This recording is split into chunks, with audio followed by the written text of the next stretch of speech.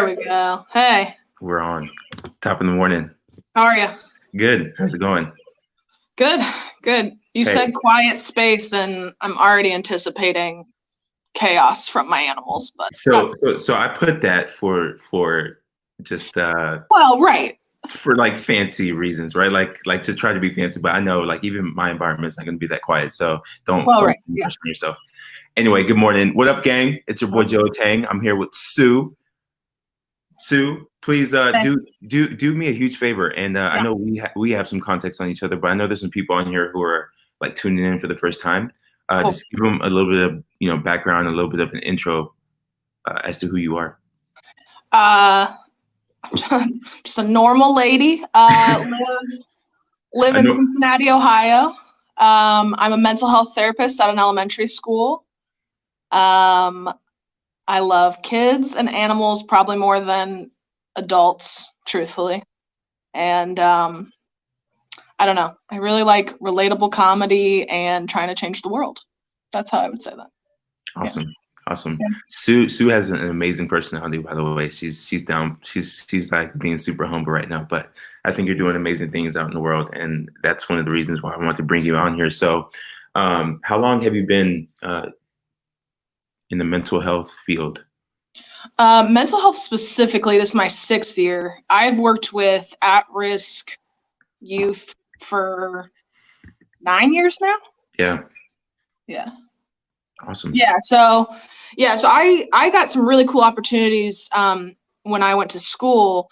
I started University of Cincinnati, and they've got like other campuses, like not the big one, right? So I went to one of those community colleges, started there, got my associates in social work. Well, starting that, I was able to get way more internships than somebody if they went straight to get their bachelor's, if that makes sense. That makes So sense. I've had like 4 different. There's not been a time in my career where I wasn't able to do what I wanted, like working with kids. So very blessed for that. So I've worked in Boys and Girls Club. I've worked in a group home for teenage boys.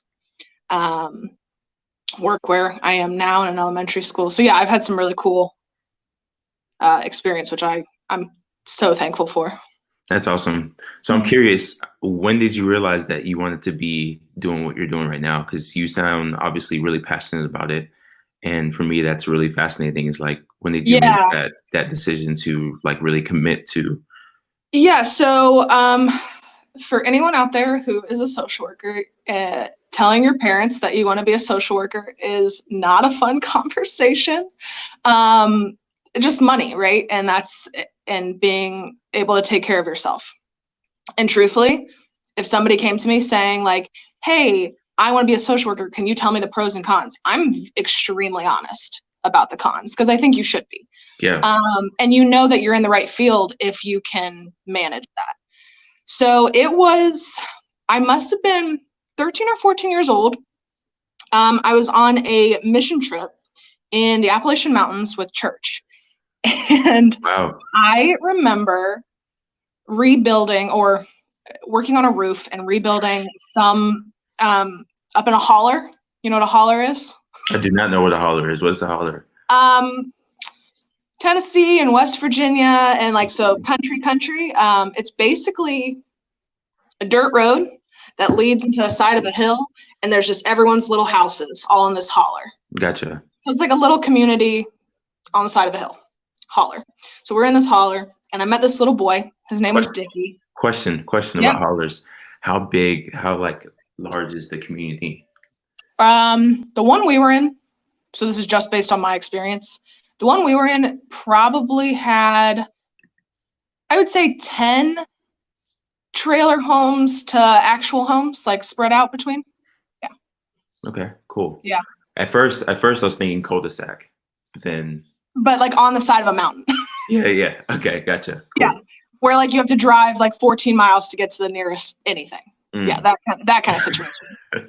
So I meet this little boy, Dickie, and bond with him and his grandma. And, at this time it's a church mission trip. And she shares her faith with me. And as a 14-year-old, it blew my mind, right? Because I'm thinking, this woman literally has nothing, has to take care of every single one of her grandkids, all this stuff. And I'm like, and you just have faith without even thinking about it. And I remember when we left, I cried and I gave Dickie the football that I bring with me, like as a gift. I was just like, no, you can have it. And from that, that's the moment for me where I knew I was like, I want to work with kids in whatever capacity it was going to be. But I obviously knew that for me, working with kids that were more at risk was something that I was drawn to. And here we are. I've worked with a lot of different populations now, and I love it. That's cool. Well, I appreciate what you're doing. Everybody in here is leaving comments. There was one comment that really stood out to me by Shane. Look what Shane says, you're making a difference in the world, one child at a time. Thank you. Yeah, which leads me to my question. I'm sure you deal with stuff with, children that you see playing out with adults as well. What's the most, what are some of the common themes that you're seeing when you're working with these children that that you're assisting with, that you're like, you know what, a lot of adults need help with this as well? Well, it's funny that you asked that, because when Lori was talking just now, I was thinking, oh, she has to be a therapist for adults. Not saying that she couldn't be a therapist for kids, but just the way, and it really had me thinking about, so I'm posting these mental health tips, try to do every day on my TikTok. And when I replay them, I realize that even though I'm talking to adults, these things that I tell kids, depending on where you are in your journey, your mental health journey, they're totally applicable for adults. So honestly, the biggest kid to adult crossover that I see is learning how to manage your emotions, right? Yeah. We don't always give kids and some adults credit for how emotionally intelligent they really are. And so to validate the fact that we do know our own emotions and pushing forward to help that management piece, because working in a school, and this is not me talking ill of teachers or parents or anything, but a common phrase is that, fix my child, or this kid needs to be fixed. And it hurts me, truthfully, because it's not a fixing thing. It's a management thing. One of my videos, and it's a line I use all the time, is you would never tell anyone to not be angry if they got punched in the face. It's managing that anger once it's happened. I love that. Yeah. That's so true. It's so true. And I think that management piece is the thing that across the board, whether friends are asking for advice or I'm in a therapy session with kids, it comes back to that mood stabilization, regulating your feelings, and just managing. Because like Lori said, and it's so much is like, you have to give yourself some grace. Everything is not always going to be fine. You are not always going to be fine, but we are resilient. We're really resilient humans. I think what you're doing with this conversation right here is so huge for people at that age, for young children at that age, to be able to learn how to balance and manage their emotions. I just made a video a couple of days ago. Was it yesterday? 2 days ago? Talking about that, where I was angry, I was running, and I didn't post it because I was actually reacting to my anger versus controlling it and managing it. And I think it's important because, as you start to get older, if you're not used to managing it, and this is just me giving my thoughts on it, I think it can be detrimental, right, to your decision making or your relationships. And that's why I think it's so crucial that you're already having these conversations with, children. Yeah, well, and there's something to be said. There's also a crossover when it comes to not managing, right? So we can all think, just sitting here, anybody that's watching, you can think, and it could even be yourself, 3 or 4 people in your life that you're like, oh, they do not manage their emotions well. And I would guess if you're thinking of that human, they probably sometimes are childlike. If you can think of somebody in your life that you're like, yeah, they don't always manage their feelings very well. And sometimes those thoughts, you're like, oh yeah, kind of maybe an immature, I don't know. But I can literally think of 3 or 4 people in my life where I'm like, yeah, they don't, and that's okay. It can still be learned. Yeah, absolutely. But it needs to be learned, right?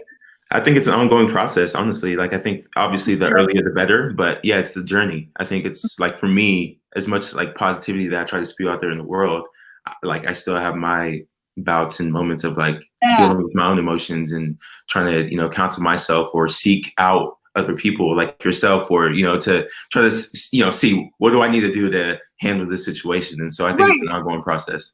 And I think like in that process, there's so many different steps that you can fall back to that you have to relook at. But my base step is self-awareness. Now, self-awareness is not easy. Yeah. It is definitely a skill that you have to work through. When I was 18 years old, I was acting out as a juvenile, right? Mm-hmm. And my parents, me being the oldest, were very protective, and I went and saw a therapist. And I'm not laughing. I apologize. It's just looking at my past. I was like, oh, geez. I was diagnosed with bipolar. Now, looking at everything and being in a professional state, I was not bipolar, but they put me on a lot of meds, right? Mm-hmm. So they put me on tons of meds.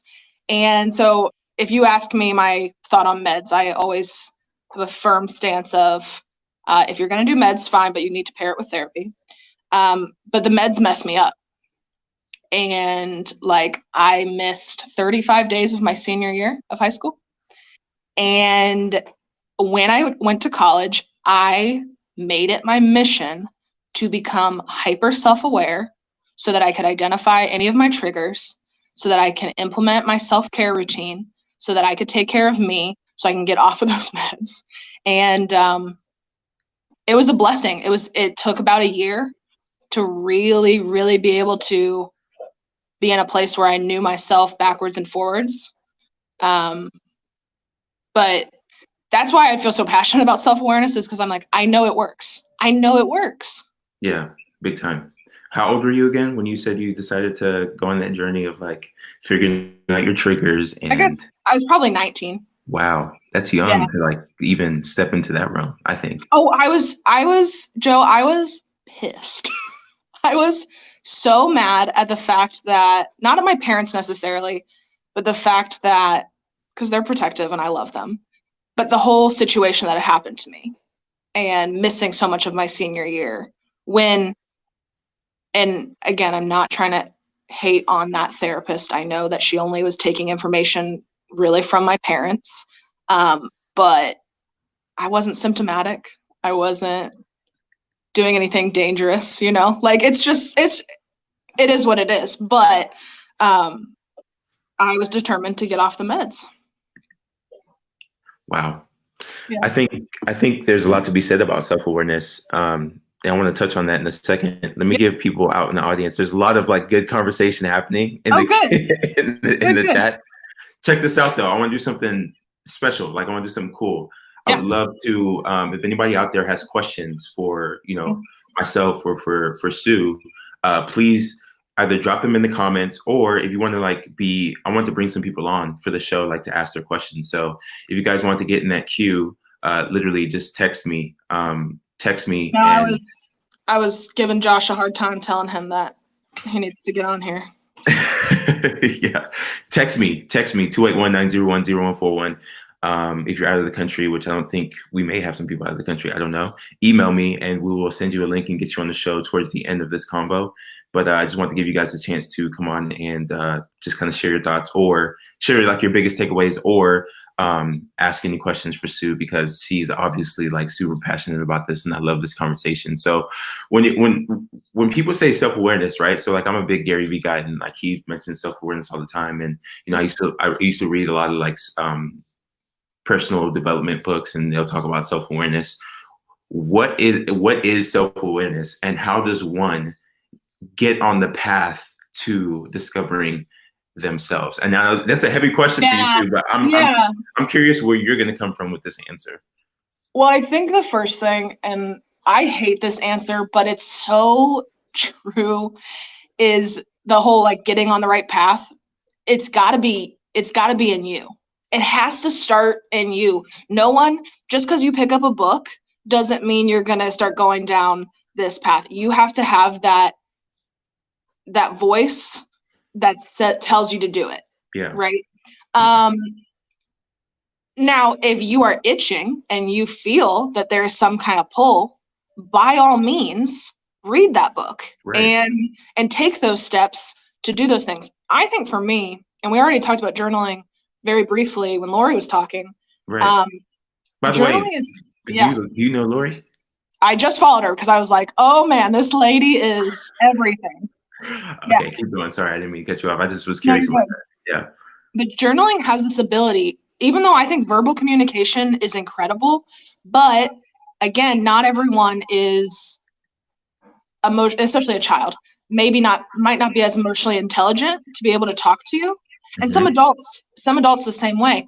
But journaling has this ability to get something on paper, you reread it, and then you can process it. There's something to be said about writing things from your brain and then thinking about them that is powerful. Because you might say to me, yeah, I'm really sad, but you said that casually, you've already moved on, it's done.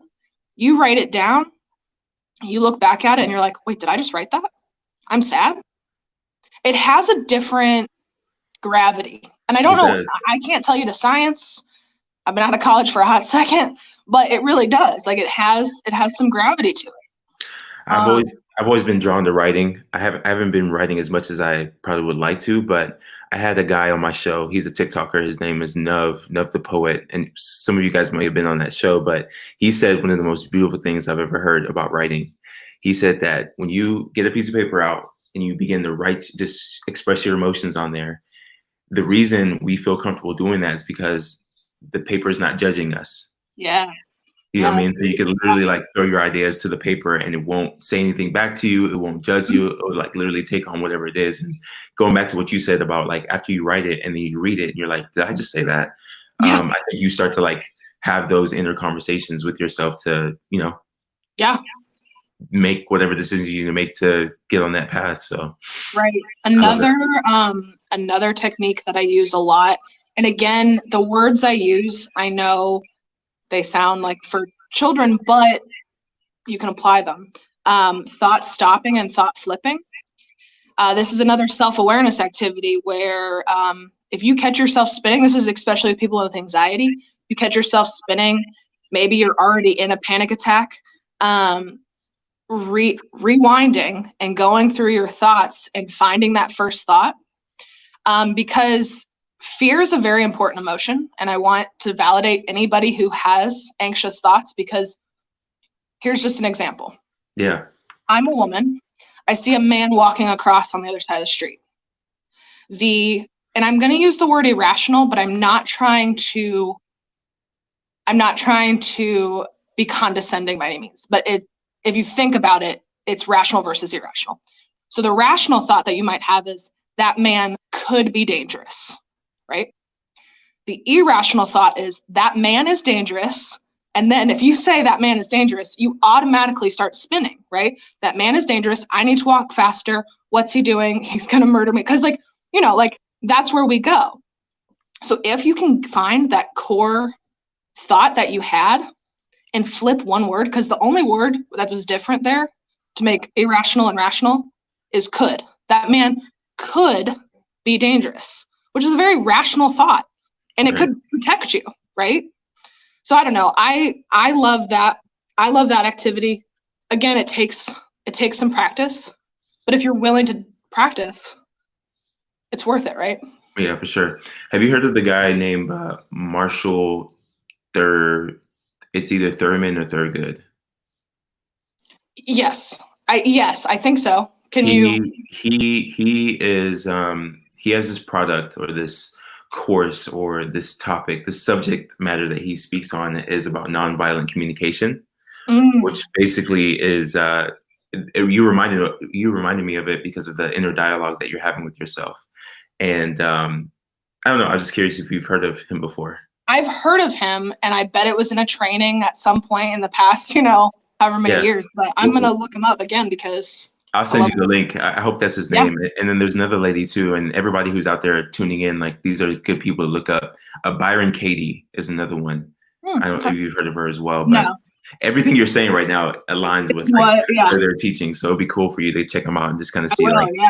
how much in common you have. But I think there's a book also, and I don't mean to be bringing all these things in, but you're just literally like remind me of all Yeah. these things Yeah. I've read. But there's a book, I can't remember the name of it, but it talks about like your inner child, your Oh outer yeah. child. Yeah. And, I think while you say, your focus is on children, everything that you're teaching them, I don't care if Yeah. you're an adult, I think it's really practical for adults to, tune into content like that as well, because like we talked about earlier, it's a journey, and Yeah. some of us really haven't been privileged to have tools like the ones you're teaching Mhm. from an early age, and we've kind of just been teaching ourselves to adapt in whatever ways we can based off Oh of like yeah. experiences or TV or our friends. And so I think this is a really important subject matter for Well, and everyone to kind of revisit. even for people who feel very confident in their mental health, Yeah. a therapist, right? I went through something a year and a half ago, and knocked me it knocked me off of my little pedestal so hard. I had never experienced certain feelings because of this trauma that had happened, and I was so mad. I wasn't even mad at the situation. Obviously the situation sucked, but I was so mad at myself for not being able to manage. And then I had to like kind of give myself a pep talk and remind myself that just because you know the skills doesn't make them easy. Big time. Yeah. And that's something I try to be really cautious of too. Like when I'm putting out my content, is like, cool, I'm talking about positivity, but guys, make sure you understand that it's not me just saying wake up in the morning and be happy. Like you have to put in some work. And I've been on that rant all week because I think I was reading a comment and someone was like, Joe, I'm gonna call you Mr. Positive or something like that. I'm like, nah, like you have it confused. Yeah. You have that's one thing. A way I honor my kids, like my clients, is they're too funny and they're always like, Miss Sue, you're the nicest adult in the building. And I go, what are you talking about? And they're like, no, you're just so nice. And I'm like, you have the wrong word, because this is how I talk to them. I talk to them with the same exact tone, and they're like, no, you're the nicest. And I was like, why? And they appreciate that I'm real with them, that I hold them accountable, that I will get on them if I need to, but I'm always there. And that's something that like I'm very real with them, to the point where if I'm having a bad day, I don't hold so there's something in therapy. So Lori, if you're listening, don't judge me. There's certain boundaries, right, as a therapist that you should have. For sure, that makes sense. And I totally agree with boundaries. But with my kids and the population and the community they live in, for me to not give them the same respect, to know that I'm a human and that I'm going through stuff, for me personally, it wouldn't make my therapy what it is, if that makes sense. Yeah, big time. So I do share some stuff that's going on with me, and I am very real with them. I don't know. Therapists are going to come for me, but it's my kids, and it is what it is. I love it. I love it so much. Not to segue, but I'm really curious. Like, I want to make sure. So look, let me be real candid on my show real quick for people who are watching in for the first time and kind of figure out like what this is all about. Like literally, this is me pretending I'm in a coffee shop meeting awesome people out there who, I've been approached different by my brother and a couple of friends saying like, why don't you interview these kind of people or whatever? Like I'm choosing to interview people who are actively using their voices on their platforms to communicate, positivity in their own way, right? So it could be in form of like one of your passions, or it could be in form of a subject like mental health. And so the other thing too that I think is cool about what we're doing here is that I really want to, outside of just learning about you, Sue, like I want to know, because you and I have been kind of jamming on DM, but like I know you have a love for animals. And I want to know like what else like you're up to. What are you working on? What projects are you working on? And real quick, so people know like where to find you as well, is like, Give me your handle so I can put a banner on here for you as well. Yeah, so everyone should call me Sue, by the way. I had to change it to Susan Marie 248 because one of my kiddos found me. And I'll probably have to change it again. Yeah, Susan Marie 248. And who knows, I might have to change it again at some point if they find me again. God love them. Gotta have those boundaries set up. I texted that mom so quick and I was like, hey, he found my TikTok. Let's have a conversation. Oh gosh. So yeah, and then Instagram, it's a little bit more personal. You know, if I feel like I've had a conversation with you, you can absolutely follow me. That's just Sue Porter 248. But I've got an animal account for all my pets. That is public, and I can't think of the name right now, but you can DM me and I'll figure it out. It's quality stuff. I love it. So talk to me about animals. What I mean, yeah. Did you pop in on my live last night? Look, so I was trying to pop in on people that news lives, but I couldn't like see you. Well, it was all messed up. Yeah, okay, it was messed up, and apparently it was across the board. That's what Josh said. Okay, cool. And but I was in the middle when I saw your name. I was in the middle of a story about prairie dogs that I don't think anybody ended up listening to if TikTok was really messed up. Yeah. But if you want to see me geek out about something or like have a giant smile on my face, talking about animals and just different things, like anything about animals, like I've got these facts in my head and all this stuff, I could just go on. I worked at the zoo, Cincinnati Zoo, for 3 years. I worked at a farm for 3 years. I basically have a farm in my little apartment. That's amazing. I just love it. By the way, guys, Sue and I are meeting with Josh soon. It's got to happen soon, yeah. Yeah, because we're neighbors. I don't know if you guys caught that. She's in Ohio. I'm in Indiana, so I'm really looking forward to linking up. But the reason that I even mentioned that was because I was thinking about like the farm life and how, you know, growing up in like a city like Houston, Texas, and then moving to Indiana. Different. Very different. Farm life is real, but I'm finding much more appreciation for like the animals and like nature more than I've ever had in my life. Did I tell you the reason I've been going out to Indiana so often? No. My grandma and her husband bought this property in Laurel, and it is like an oasis, and in quarantine it's been a perfect getaway. Wow. But I've been taking my dog out there. Yeah. He's been off the leash. He's in the pond. He's in the lake. He's in the fields. We're in the fields. We're fishing. It's been a blessing. So that's why I've been out there so much. That's what's up. Well, yeah, I'm looking forward to it. And Josh is out there. Josh, if you're out there, we gotta make it happen. Yeah. All right. So I'm checking in real quick, Sue. Give me a second. Let me see what's happening up in here. Yeah. I see people saying, please, Joe. Roberto kind of being a dick. Roberto, chill, my man. I don't even know what's going on, but I just see people like trying to get my attention. Whatever you're up to, Roberto, calm yourself down. Yeah, that's not the energy for us. Sure, it's not that serious. Let me see. Oh my gosh, this thing says put user in timeout. You're in timeout, Roberto Sanchez, until I figure out what's going on. All right, everybody relax. It's cool. You guys take your energy and your attention back to the screen. Focus on us. On these two beautiful faces. Look, down below is scrolling my phone number for you guys to text any of your questions. I'm going to start to send you guys links so I can bring you on, and you guys can jam with Sue and I. Sue, were you mad because I was calling you Susan? No, not at all.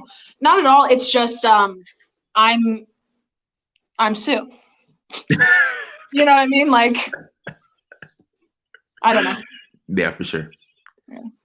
Personal question here, but have you been doing a lot more thinking into your kind of your thought process? You're trying to figure stuff out. Yeah, I've thrown it to a lot of different people. Everyone says it's a great idea, and to do that YouTube channel where I go and talk to random humans, and it's been a dream of mine for a while. But to go off of our conversation, I just, as much as I love support, I just need everyone to know I am so not tech savvy. It's insane. But Like you're tech savvy enough to be on TikTok, which trust me, like when majority of people, because they're hearing all this news about TikTok, start to shift over, yeah, they're gonna realize how complicated the app actually is. Like, so give yourself it's a little. hard. It's hard. So putting that off, not putting it off, but realizing it's a more distant goal. Still working. I think our first conversation, I told you that you remind me of one of my best friends, and him and I are trying Remember to that. change the world together Hmm. and whatnot. And so we are still working on getting a community garden in the community we work in. That's awesome. Yeah. He is actively working on getting a laundromat back in the community. Mm. There's just a lot where nothing's happening, and we need stuff to happen, and we need people to take pride, because I love the people in my community. So there's that. But then to go even smaller steps from our conversation the other day. Yeah. And I quoted myself just before we started talking. What a big difference means to me is impactful moves, like words and thoughts and actions, right, towards numbers. But that could be just my daily interactions. So for my sixth graders, I'm so pumped. And now these are kids that I care about deeply anyway. Right. But for my sixth graders, they didn't get their little graduation. So I'm going to muster up the funds to hand deliver balloons, a handwritten card or whatever, and then get them smoke sticks. You know what those smoke sticks are? Just like you go outside and it kind of just yeah for sure. Mm-hmm. So I'll do the color of like our school, and then I'm gonna hire a photographer. Hire a photographer and give all of my kids like a photo shoot. And I'm pumped. Awesome. That's awesome. How can people out there support you on that? Are you doing this all on your own? Trying to first of all, how many kids is it? Only 5. So but I think the photographer piece is going to be probably the most expensive, unless I can find some kind soul. Yeah, for sure. I'm excited though. I am. I think I've already started writing my letters and just crying my eyes out, So. Yeah. All right, yeah. I'm about to bring some people on that are reaching out. Thank you so much for being available, and thank you so much for managing my craziness. No, yeah, I was literally gonna text you, hey, if you can't, I get it. No, we're good. So we had, I don't know if you caught that, but we had Courtney's niece and nephew come over and watch the babies for a little bit while I helped Courtney out. So, and they were helping me support Courtney as well. So it's been real cool to have their help. Yeah, that's great. Her mom's been super helpful as well. So it makes life super easy. Yeah. Yeah. You guys are tired. Man, what? Crazy. All right. So people who are sending me messages, I am sending you links right now. Who's this? I'm going to be obnoxious and get my charger. No, do your thing. Look, people already know that's what I'm about. I know. Yeah. What were your thoughts around the whole subconscious mind and conscious mind? Like when it comes to, gosh, when it comes to what? When it comes to like the summary I got from your conversation back to mental health and back to managing your emotions was the inner dialogue that you're having with yourself is super important. And so when you're mentioning that, the thoughts that came in my mind were, I wonder what she thinks about the whole subconscious mind. Yeah. I want to master that so bad, right? Let's go. Like I want to. Let's go. But dude, the reality is, like, me and my kids, we do a lot of mindfulness. And the only way I can explain mindfulness to a kid is to talk about meditation first, because every kid can be like, oh yeah, where you go. Like kids just, that's how they relate. And we talk about how, meditation, you're almost completely shutting off your mind. Yeah. And mindfulness is kind of a step up. And the reason I truly feel I work so well with kids is because I'm like a kid.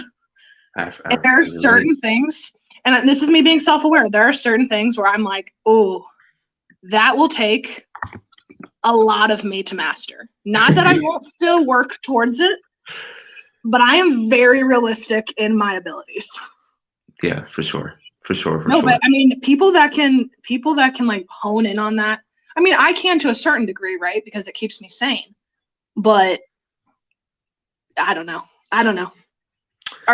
Do you feel like pretty confident in that kind of? Let me say subconscious versus conscious. Let me say this. I think I'm on the same page with you. Like, I think it requires you to know, like, back to self-awareness, right? Right. When I first started learning about like the whole subconscious mind and conscious mind and how your subconscious mind is the way you influence it is by your habits.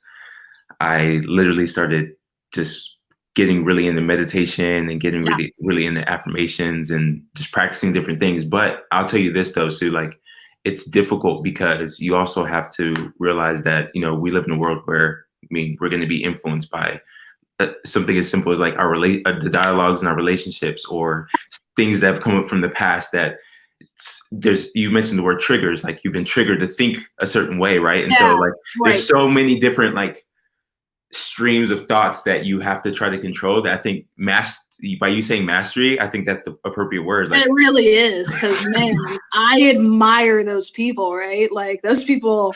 Yeah. Gravy. Yeah, for sure. All right, I'm gonna bring on our man Josh, and then I sent everybody who texted me. I sent you a link. Robert, I don't want you to think I'm ignoring you. I'm getting ready to respond to your message as well. But we have Josh in the backstage, and also Shane is getting ready to hop on after Josh. So sweet. I appreciate it. What's going on, my guy? What's up, you guys? How are you?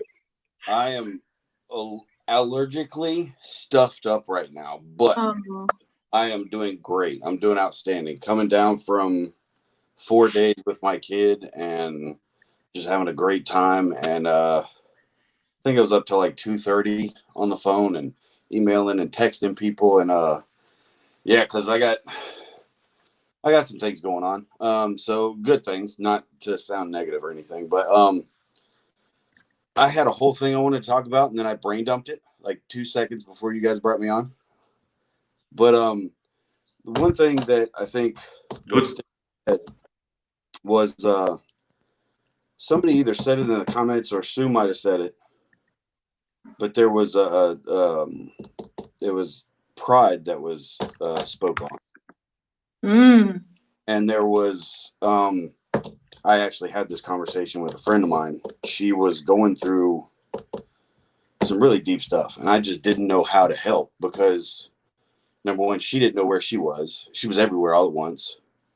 And then she wasn't asking for any assistance or help or just being, I guess, mindful of where she was.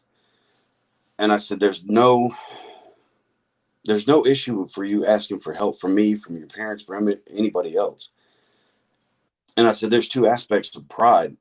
I said, there's pride in what you do. There's pride in the stuff that you can be proud of. Mm-hmm. But there's also pride, the negative side of pride. And the pride is just the beginning steps of shame. And you have to know which one is which. And you have to be able to say, okay, I can't do this alone. Yeah. I need somebody to do something with me or for me.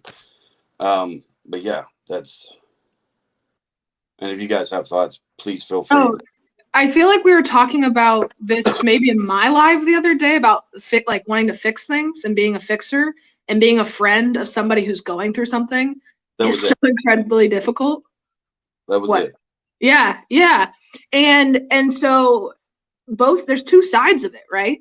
With the whole pride aspect and somebody going through something. One, you want to make yourself,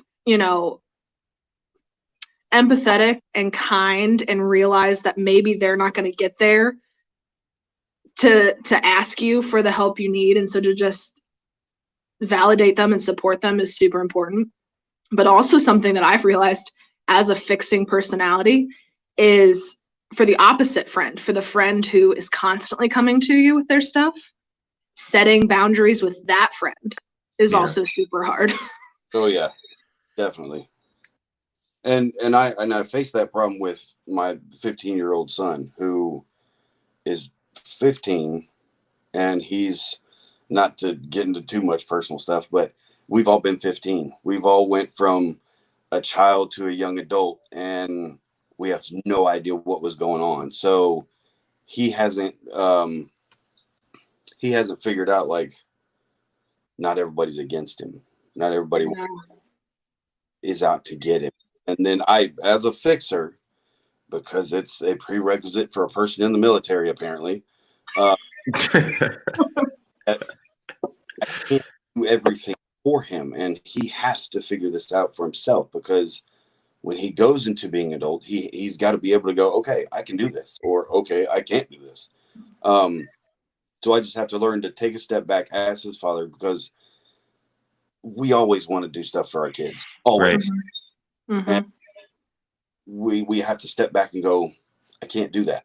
He's got to come to me on his own. But he be aware that you will not see any consequences for coming to me, right. Whether they're ugly. It doesn't matter. Just come to me, and then we'll figure it out. Yeah. So yes, I agree with you. It is a very difficult situation to be on the assistance side of the situation. Yeah. As well as being on the needing help side of the situation, because you don't have it all figured out. Right. Right.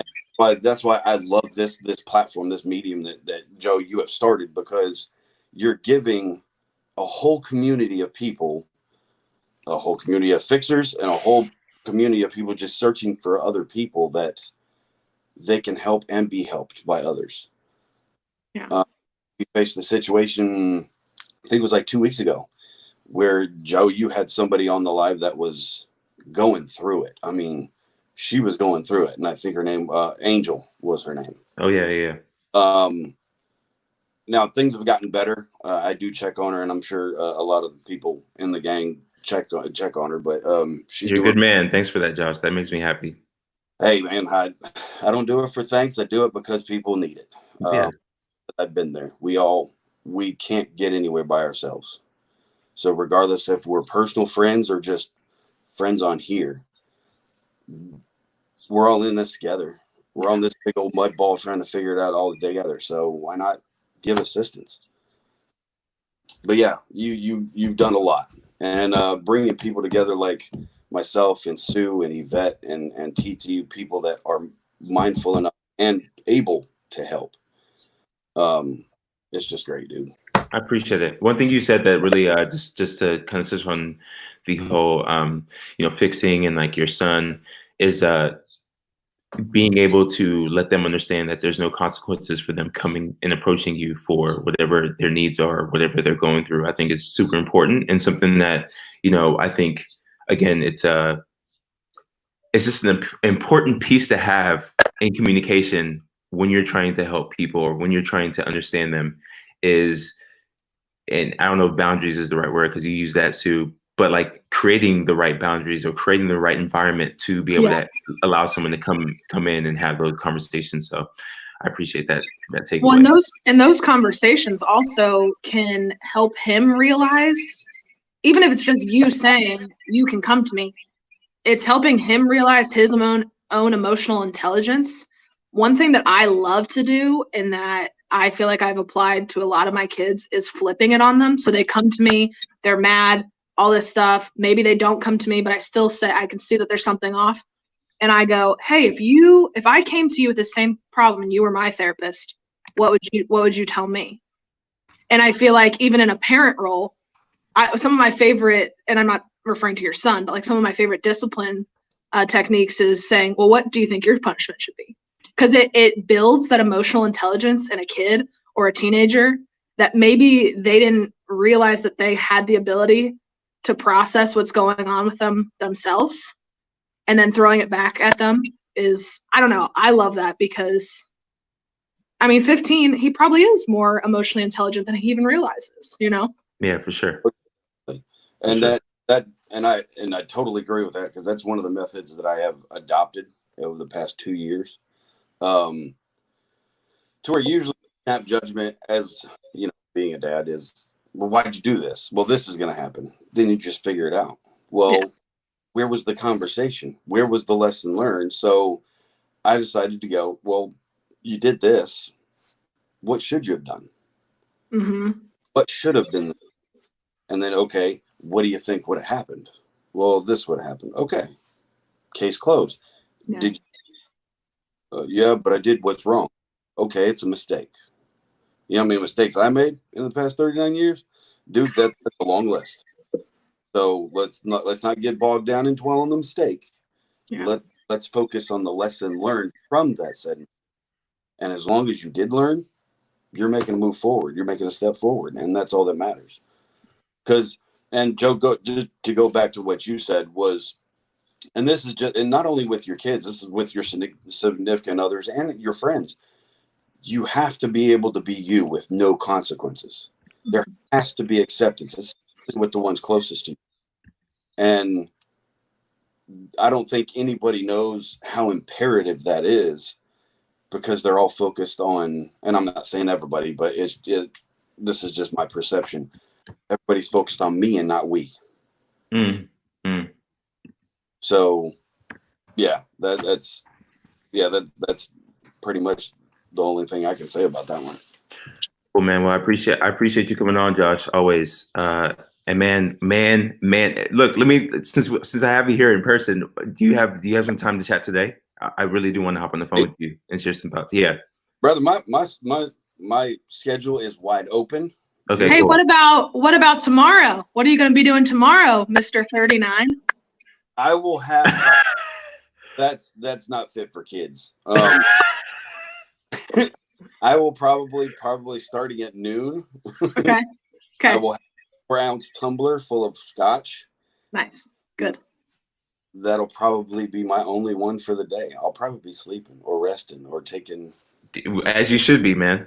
I feel like we should all deliver like black balloons to your house or something. I will probably put them all over my house. A big 4-0, man. My neighbors will probably think I'm a weirdo. It's like, is he having a party? No, it's just him. It's just him. Yeah. Just celebrating. But I appreciate you, Josh. Thank you so much, man. And I'll definitely shoot you a message to see if we can link up today. Okay, Sue, it was finally nice to. I know. Oh, this is awesome. Yeah. And Joe, thank you for this opportunity. And man. I need to put it out because I know there's a couple of people in the comments. We need to have a conversation because I'm on the ending stages of the t-shirts. So I need to get those 6 or 7 people. Sue, you're added in there. Yeah.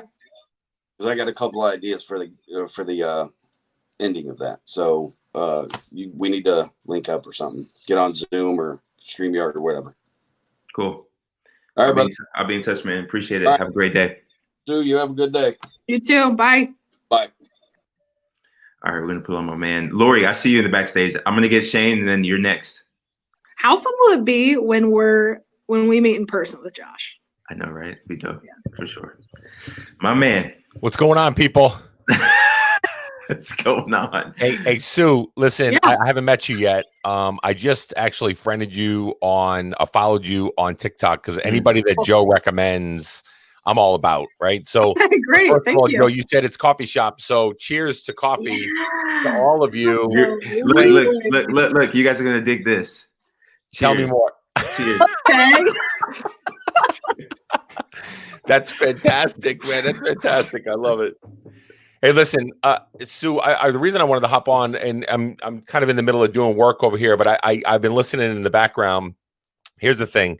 So first of all, kudos to you in what you're doing and how your passion. You're putting your passion into work, and you're putting it into motion.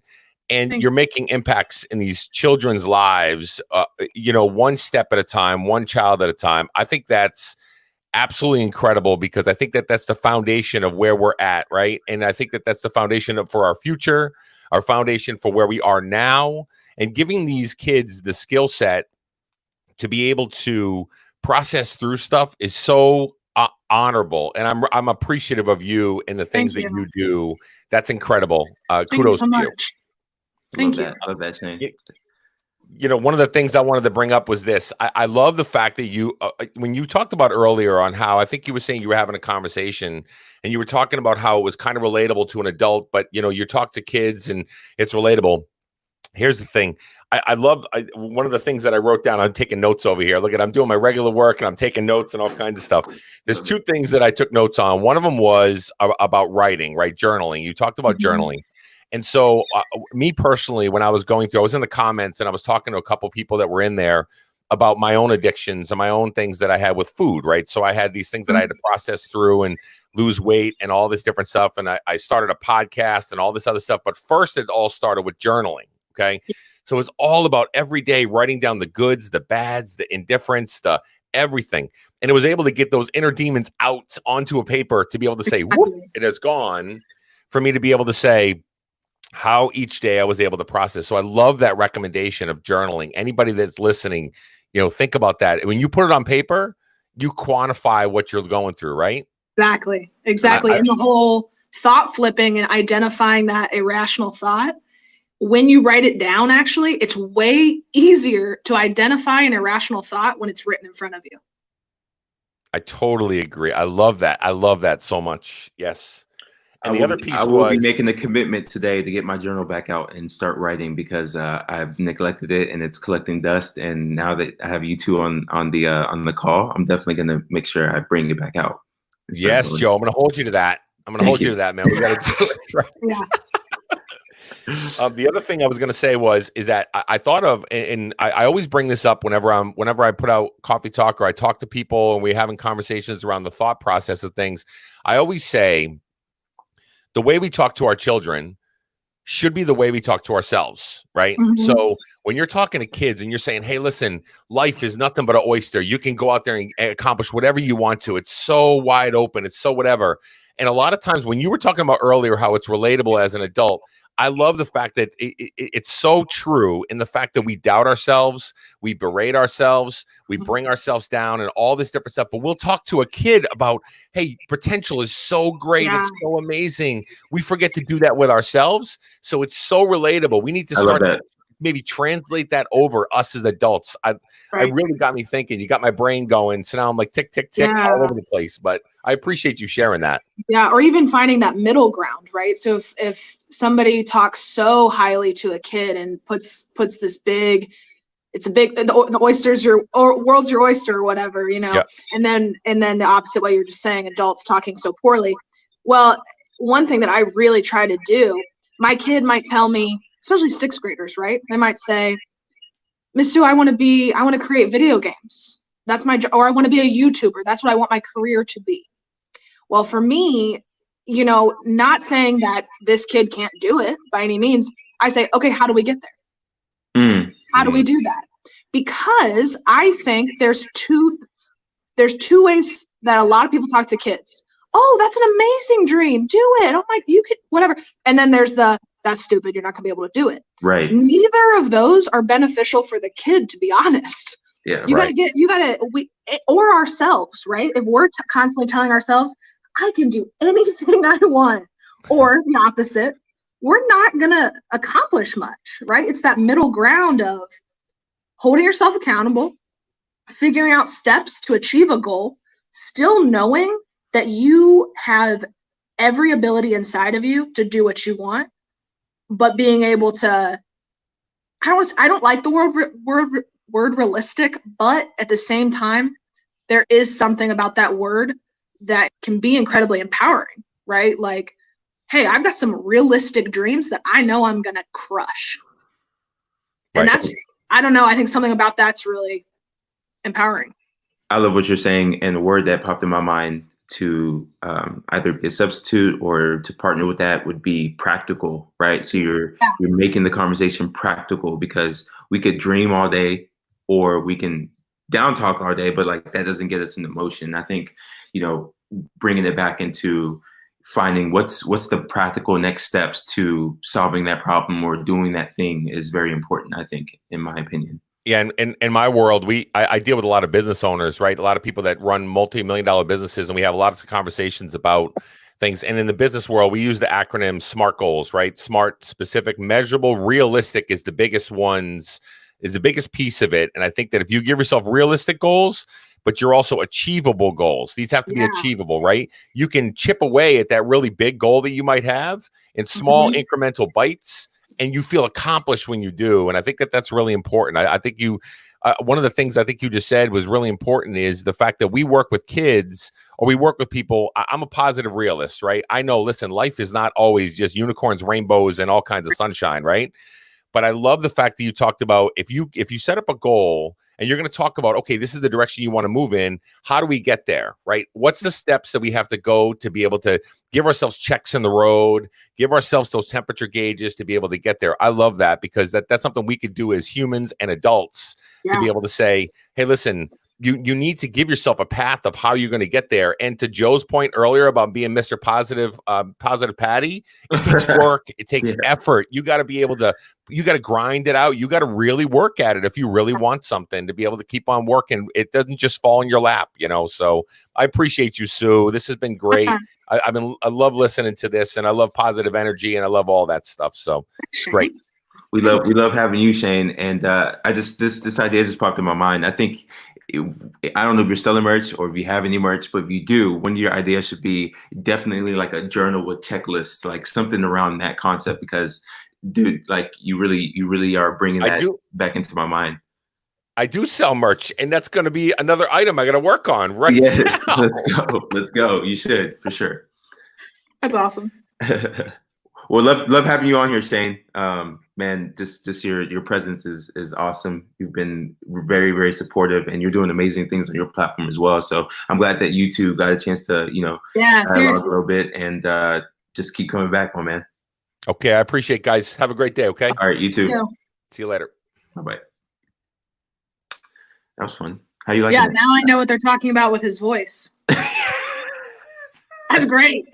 That's some good stuff in there. Isn't it amazing? I mean, plus he's like souped up with the equipment and the gears, which really, like, I know. I was like, wait, where's my microphone?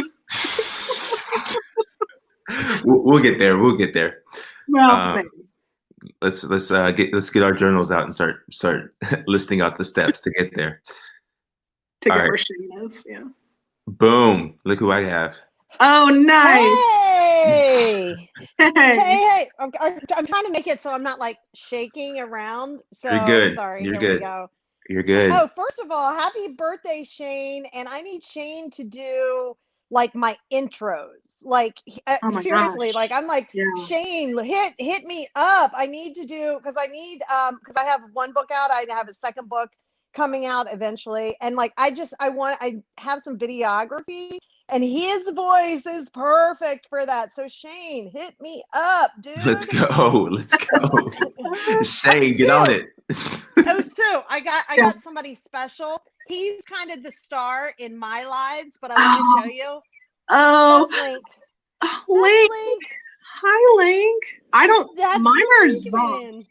I don't know where mine are.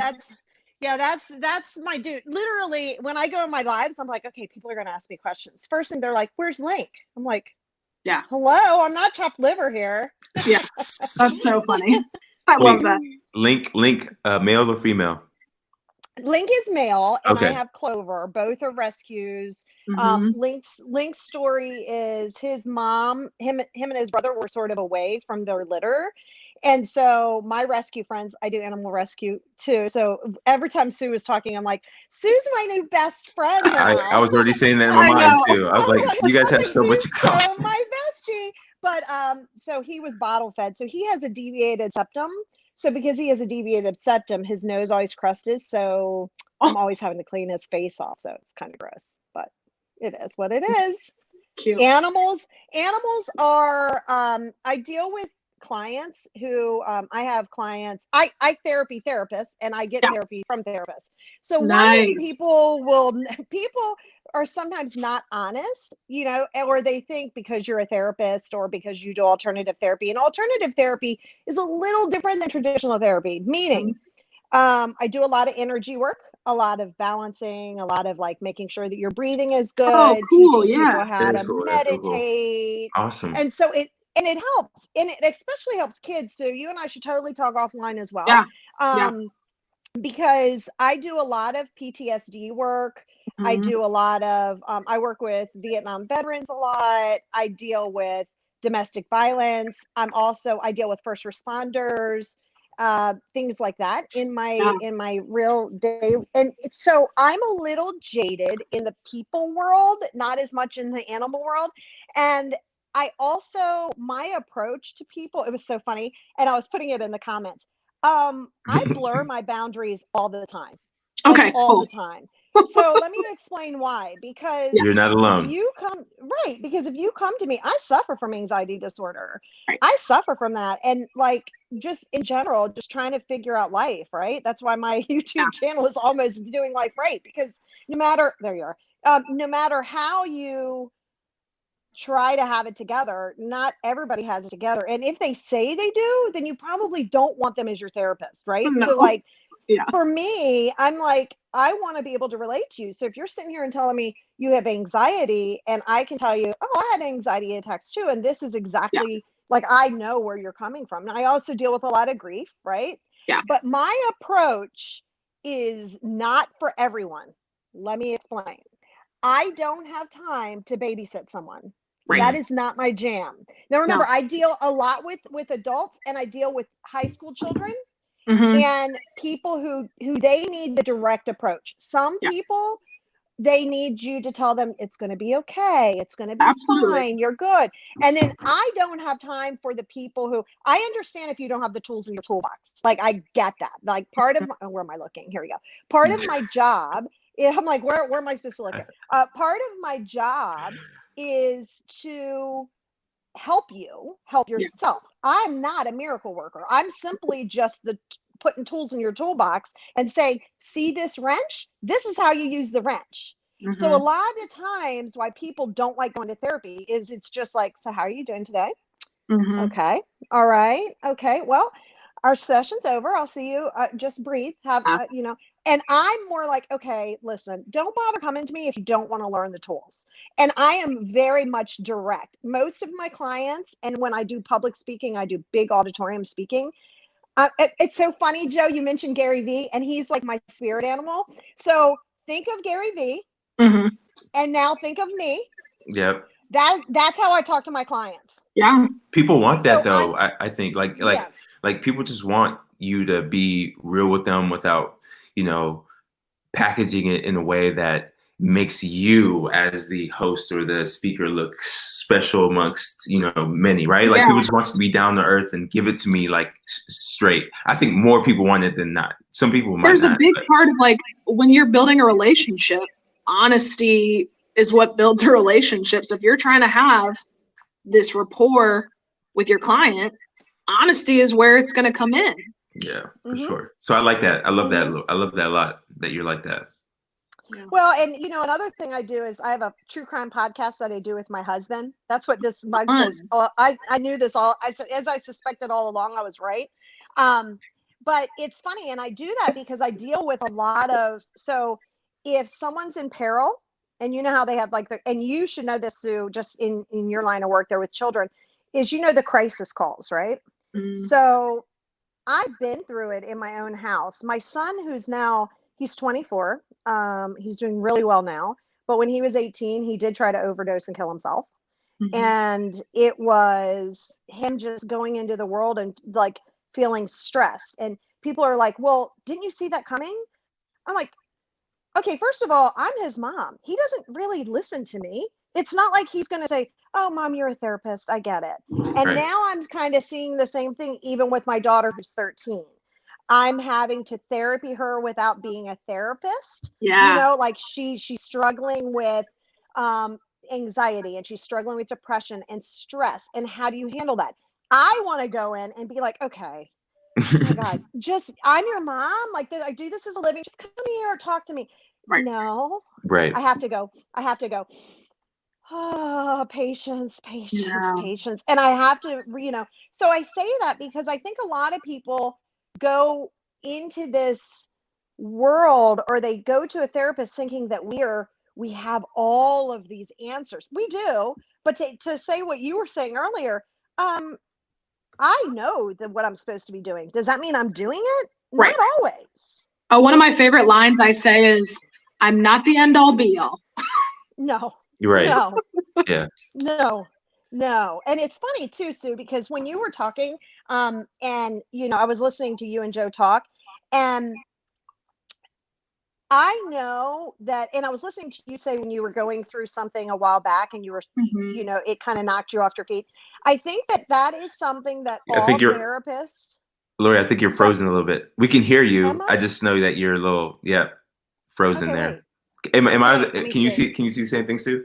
I can see you. I just think it's funny, so I was just gonna let it happen. No, I wanted to too, but I wanted to make sure she knew. Wait, is it better? Like I'm see all of you. Let's see if I can help. Okay. Let's see. Is that better? Boom. It's better. So you can keep talking. You'll pop up.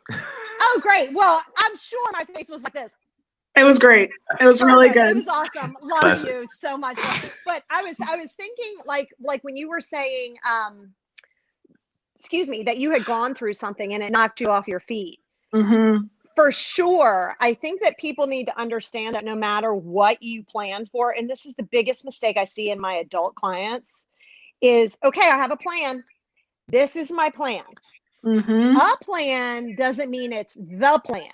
So then if you get so hyper focused, and Joe, I think I was saying this to you when we were talking on the live, is it's okay to not always have to be perfect. And you know what? I think that we've all done this. It was funny because when Joe had said, congratulations on your 70,000 followers on TikTok, I'm so happy about it. And I said to him, I said, it took me a year, and so I'm happy about it because, and a lot of people, could look at that and go, wow, like Tiffany's been on for a month and she's got like 100,000 followers. Well, that's because I don't follow my own rules of one niche, or in life, I don't follow my rules on like, oh, this is what you have to do, because I've gone to VidCon, gone to VidSummit. I could tell you all of us, how to make a successful YouTube channel, streamline it, make millions of dollars.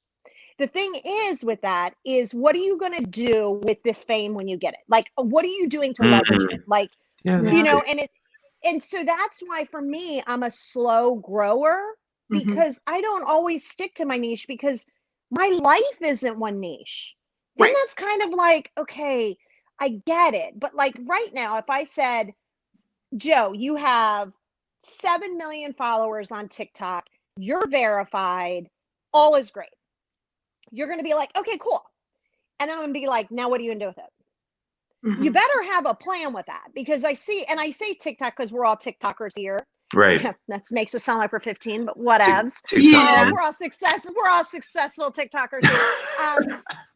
Hey, if you have one video on TikTok, you're a successful TikToker. I know. It's so fun. I agree. It's so fun. But that's what I see people doing in life, but I'm using TikTok as an analogy. Everybody's chasing followers. I want 100,000 followers. I want 10 million followers. I want verification on all my platforms. Okay, good. Are you doing that because you're trying to build the community and spread love? Sure. Let's be honest and call it like it is. We're all trying to make money. All three of us sitting here and everybody listening is trying to find a way that they can streamline passive income.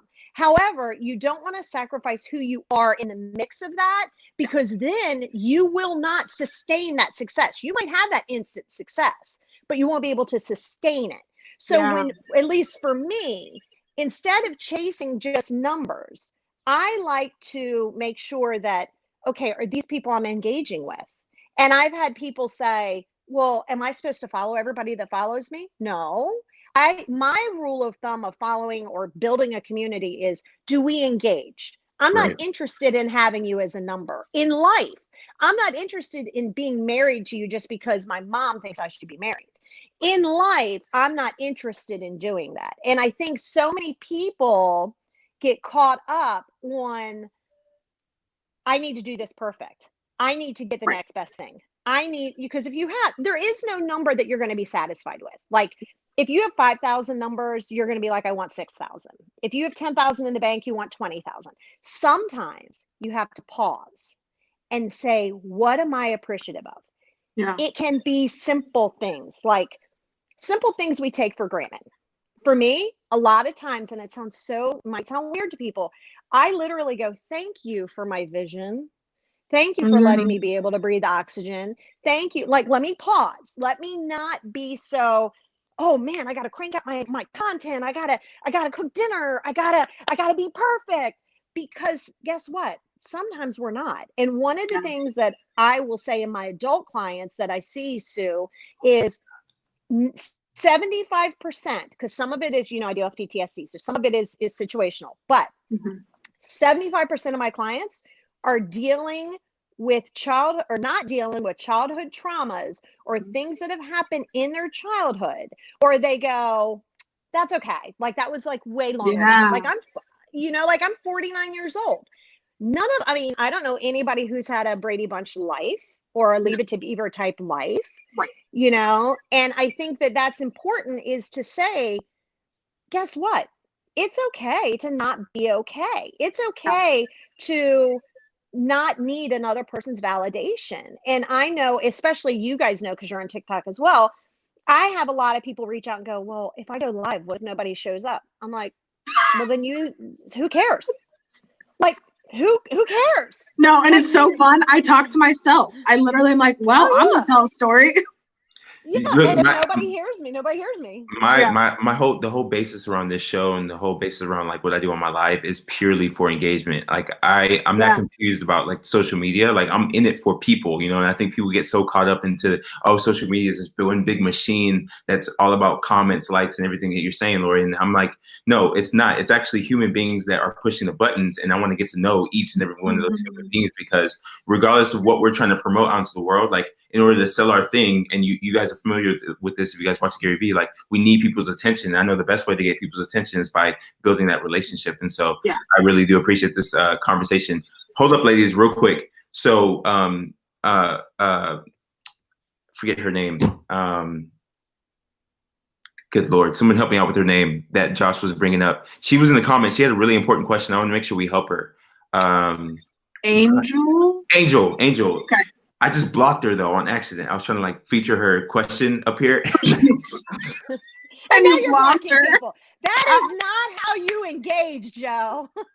So yeah, it's funny. We're talking about engagement, and I just blocked her out of here. She had a really important question, but I did want to get you to at least. I want to pop the question up here because I think it's really important for her, so we can help her out. She said, "I guess my question is, how do I reach out to my daughter? We have been apart for a long period of time, and she's returning home in June, and she suffers from PTSD and depression. I don't know where to begin." So I think it's a really important question. I want you two to try to take a stab at it. And by the way, by the way, Angel, if you're out there, I'm so sorry if you can't see this conversation right now happening. I didn't mean to block you, but I'll definitely text you and see how I can get you back, get you a replay of this conversation. So I'll take this part, the PTSD part of this. So the question is, how do I reach out to my daughter? We have been apart for a long period of time, and she's returning home in June, and she suffers from PTSD and depression. Okay. So one of the first things that I always say is, I don't want you to walk on eggshells. A lot of times going into the situation, it's like, okay, how do I, it's like a broken egg, right? It's understanding that some of this you're not going to understand. It's not. So I think part of the question is like, how can you reach her? How can you be there for her? What tools do you have? Well, the first thing is, what tools do I not want you to have? Because I don't want you to fix anything. I don't want you to feel the need to come in and be like, okay, I'm mom, I'm going to swoop in, I'm going to fix it. Or because sometimes if people are talking, they don't always want an answer. They just want you to hear them. Right. And in also understanding that there is a part of that PTSD that is her reality, right? Because it's her perception, it's her records that she's replaying in her head that you don't know. So the best advice that I would say is to just be normal with her. Just try not to be like, oh, I don't want to stress her, or I don't want you walking on eggshells, because that's going to be a trigger point for her, because she's going to think something is wrong with her. Sue, what do you think of that?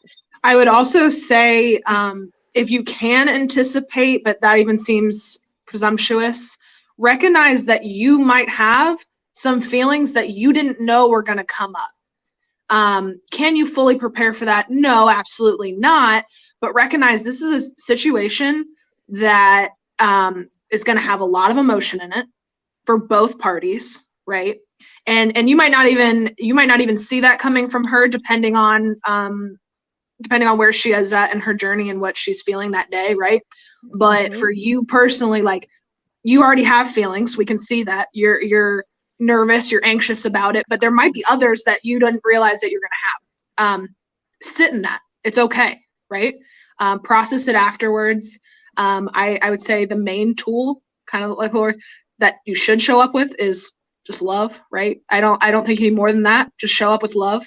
But not fixing is a huge, it can be difficult, but that's a great tip. Not try to fix anything. I mean, the fact, Angel, that you brought up this question, in this forum, to seek some advice from very educated individuals around this subject means that you care. And I think the biggest thing is that you go into your conversation with your daughter, just being open to, it's going to be emotional, and you don't have to have all the answers right away. But one of the biggest things is that you just are able to take in whatever she's feeling or whatever she's saying, like with open ears and an open heart, and not feel like you need to react or respond to anything right away. So I don't know, you're inspiring that you even brought that question up here, because that just shows how much love and care you have for your daughter and your relationship.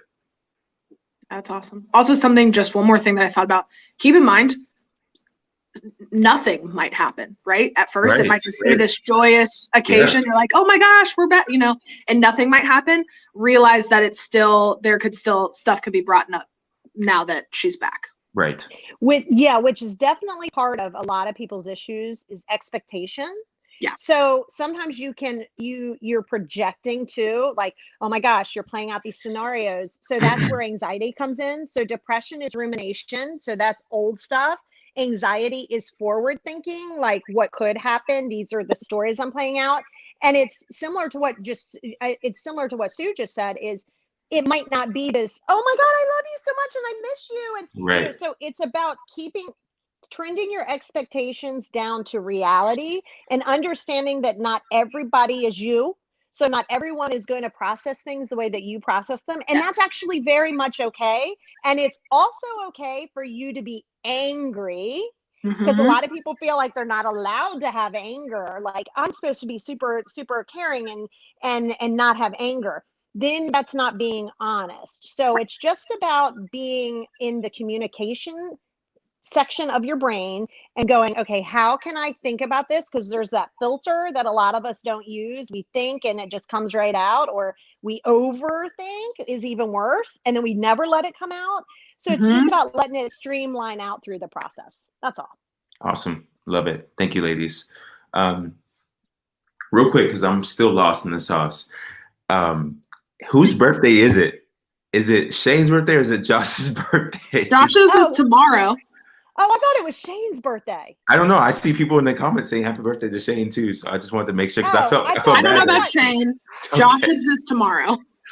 Okay, so wait, who's going to drink tomorrow heavily? Josh. That's Josh. Okay, never mind. Okay, well, happy birthday, Shane. Whenever your birthday is, happy birthday.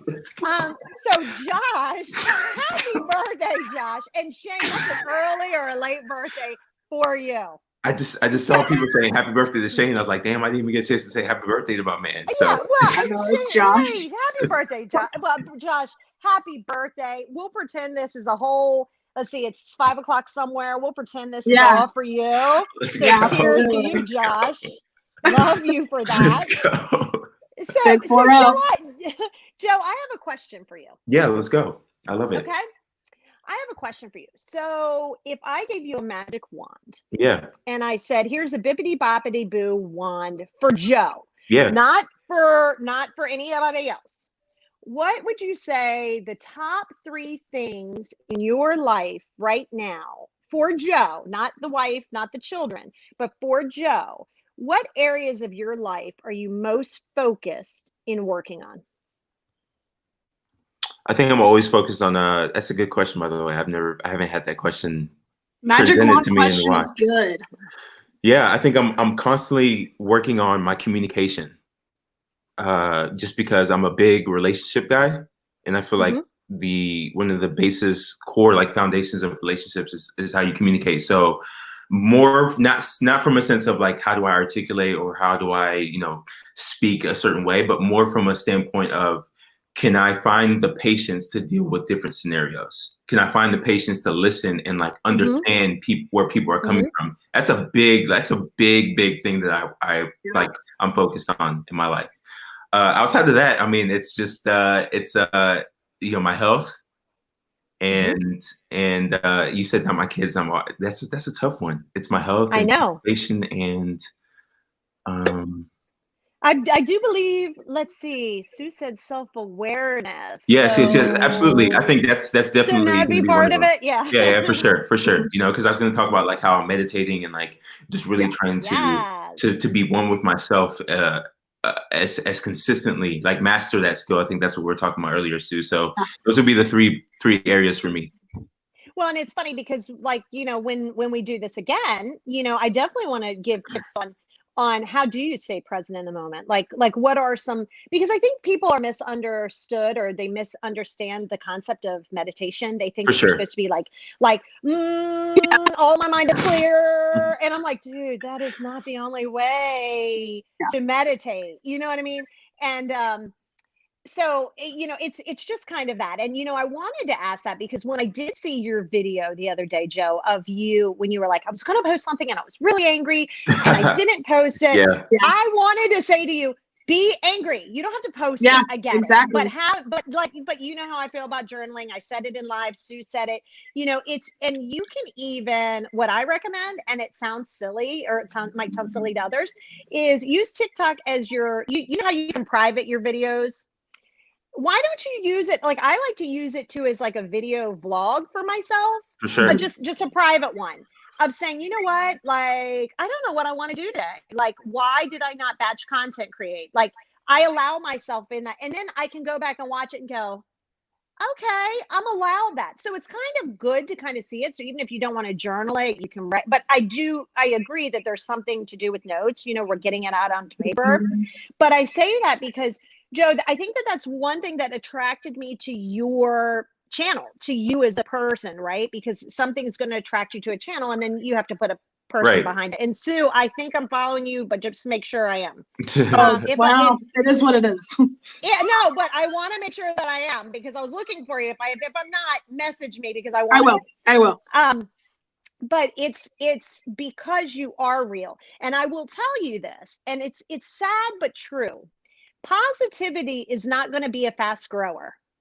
So I need all three of us to be fully aware. And people who are on this live really need to understand that, what grows really fast is, trending things, fun things. That's fun. Yeah. But also, if you look in the media today, not take TikTok out of it. You look in the media today, you look at the world today, negativity goes through the roof. Negativity spreads like wildfire. But when it's something positive, or if you're talking mental health, because May is Mental Health Awareness Month, if you're talking mental health, if you're talking about all of these things, and watch the channels that do talk positive, they'll grow, but that's the growth you want. It's like losing weight. You don't want to lose 50 pounds at one time because you're going to gain that back usually. You want to lose 1 pound, 2 pounds. So it's a marathon, not a sprint. For sure. Very often, we all have to remind ourselves of that.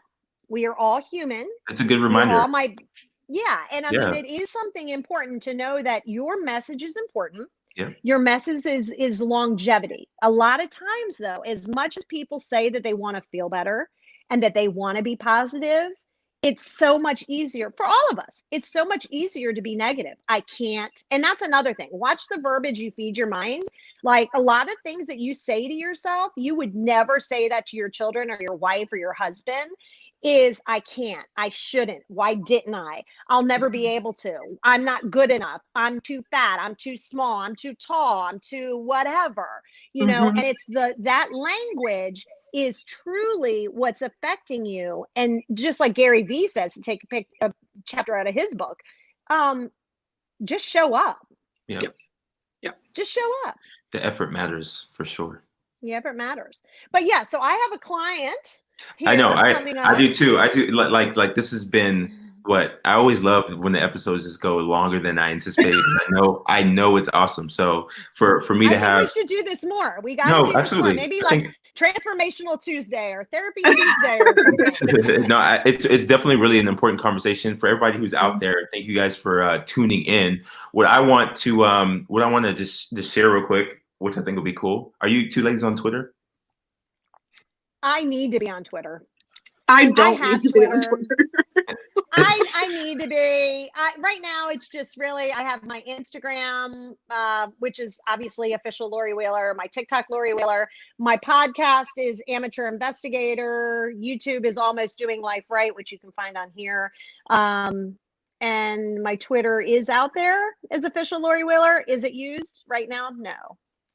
Well, this is gonna be a cool opportunity for you to Sue. One time, give your handles for everybody in the audience to be able to follow you again.